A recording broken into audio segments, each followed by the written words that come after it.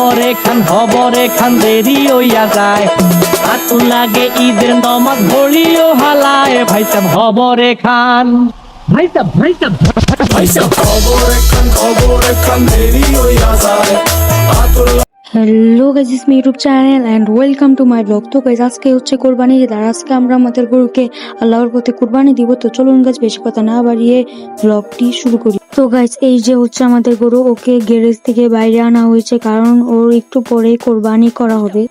তাই আমি আমাদের গরুটাকে আদর করে দিচ্ছিলাম যাতে ওর ভয়টা একটু কমে। আর আমাদের গরুর পাশেই ছিল একটা কালো কালার গরু, এই গরুটা অনেক রাগী, এই জন্য আমি আর ওকে আদর করি না।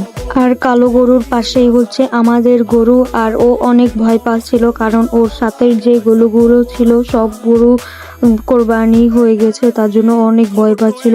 আর এখানে একটি গরু ছিল যে অনেক লাফালাফি করছিল, তাই আমি আর ভয়ে ওর কাছে থাকি নাই। আর এই লাল গরুর পাশেই ছিল অনেকগুলো ছাগল যেগুলোকে বান্দরের মতো লাগছিল। আর এদিকে মাংস কাটাকাটি শুরু হয়ে গেছে, আমার মনে হয় এগুলো ছাগলের মাংস। আর এখন আমাদের গরুকে কোরবানি করার পালা। আর এখন ও অনেক ভয় পাচ্ছিল কারণ ওর পাশের গরুগুলো কোরবানি হয়ে গেছে, আর এখন ওর পালা, স্বাভাবিক বিষয়। আমাদের গরুটাকে কোরবানির জন্য ড্রেনের কাছে আনার সময় আমাদের গরুটা দৌড় মেরেছিল, তার জন্য আমি ভয়ে পিছিয়ে দৌড় মেরেছিলাম। আর এখন ওর পায়ের দড়ি বেঁধে ওকে ফালানোর পালা। আমার কষ্ট লাগে নাই কারণ কোরবানি আমরা আল্লাহ এবং আল্লাহর সন্তুষ্টির জন্য দিচ্ছি।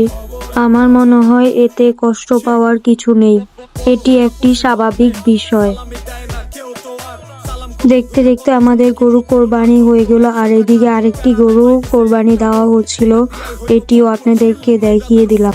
এদিকে আরো একটি গরু কোরবানি দেওয়া হচ্ছিল, আর ওকে দেখে এই গরুটিও পাগলামি করা শুরু করেছে এবং অন্য সব গরুর মতোই ওকে কোরবানি দেওয়ার জন্য ওর পা বেঁধে দেওয়া হচ্ছিল যাতে ওকে কোরবানি দিতে পারে।